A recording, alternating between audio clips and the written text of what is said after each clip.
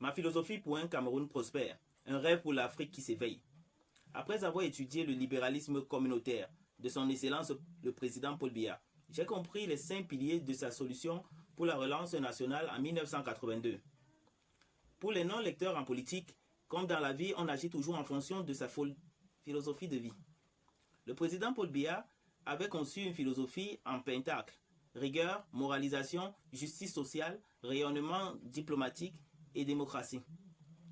L'analyse de ces idéaux, je l'ai fait dans mon dernier ouvrage intitulé Paul Biya, le grand architecte, 1001 leçons de génie politique et de gestion administrative, qui a reçu les sollicitations internationales. Après ce travail, pendant plusieurs jours, j'ai fait un rêve. Un rêve où le Cameroun ne subit plus l'histoire, mais l'écrit. Un rêve où nos enfants ne cherchent plus à fuir leur pays, mais à le bâtir. Un rêve où l'économie unit, où l'école libère, où la patrie inspire. Ce rêve m'a laissé une philosophie pour un Cameroun prospère, en 5 points que je me dois de partager avec vous. La première, c'est de mettre le marché avant la Constitution. C'est une vérité économique oubliée. Trop longtemps, on a cru que c'est la Constitution qui fonde une nation. Mais l'histoire prouve que ce qui unit un peuple, c'est le marché. Quand un cultivateur du Nord vend ses arachides transformés à Douala, quand un pêcheur de Kribi négocie avec un éleveur de Gaoundéré, c'est la République qui se construit ainsi, en silence. Ce n'est pas la Constitution qui crée la confiance entre les peuples, c'est l'interdépendance économique. Sans elle, les lois sont des coquilles vides et la nation devient une fiction administrative. Il suffit de voir la carte animée du Cameroun montrant les flux de biens entre les régions pour en comprendre l'urgence. En deux, nous avons besoin d'un État unitaire fort et stratégique pour construire un marché intérieur dynamisé. Le Cameroun n'a pas besoin d'un fédéralisme folklorique, mais d'un État stratège, capable d'orchestrer la complémentarité régionale. Chaque région a un rôle économique à jouer. Le littoral dans la transformation, l'ouest dans l'agriculture industrielle, le sud dans la filière bois, l'extrême nord dans l'élevage pastoral, l'est dans l'exploitation minière raisonnée. Ce n'est pas le repli identitaire qui sauvera notre économie. C'est l'articulation des talents territoriaux sous la houlette d'un État coordonnateur et des familles spécialisées. Un plan des régions offre un zoom sur les potentiels économiques spécifiques à chaque région. En trois, il nous faut comprendre que moderniser, ce n'est pas imiter l'Occident. C'est produire pour nous-mêmes. Les tours de verre ne nourrissent pas un peuple. La modernisation, ce n'est pas le béton. C'est la souveraineté productive. Tant que nos banques, nos industries, nos chaînes logistiques appartiendront à des multinationales étrangères, nous resterons étrangers à notre propre prospérité. Il est temps que les familles camerounaises deviennent des unités économiques, en créant des coopératives, en fédérant des PME, en investissant dans le sol et le savoir en groupes unis. Arrêtons les actions individuelles.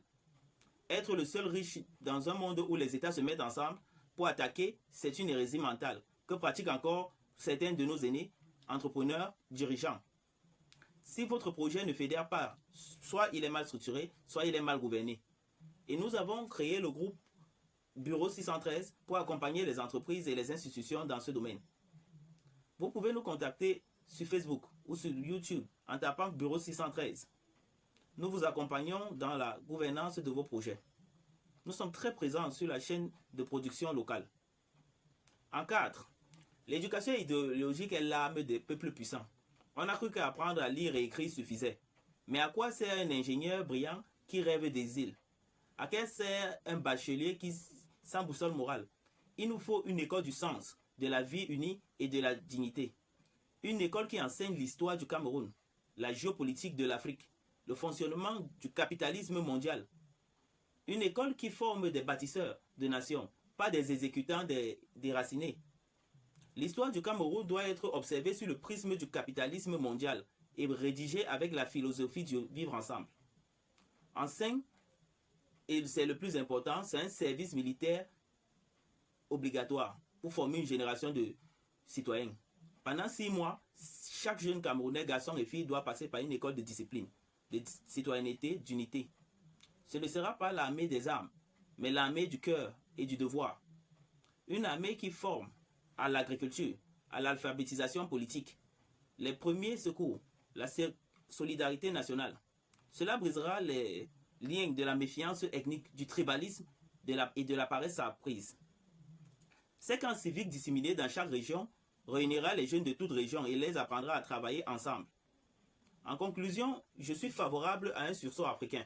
Pas une renaissance, mais une revitalisation camerounaise par les familles camerounaises que j'appelle de tous mes voeux à se constituer. Le Cameroun n'a pas besoin d'un changement de visage. Il a besoin d'un changement de logiciel, un changement de vision, de priorité, de narration. Il faut repenser le développement de l'intérieur avec nos ressources, nos cerveaux, nos valeurs. Pensez le marché comme un lieu d'unité. Pensez la famille comme une cellule productive. Pensez l'école comme structure d'engagement. Pensez la jeunesse comme levier d'émancipation. J'ai fait un rêve, le rêve d'un Cameroun debout, d'une Afrique qui s'aime, qui s'auto-finance, qui s'auto-pense. Ce rêve, vous pouvez le porter avec vous. Pas demain, pas après-demain, maintenant. Merci de faire grandir cette vision pour un développement participatif. Que Dieu bénisse le Cameroun.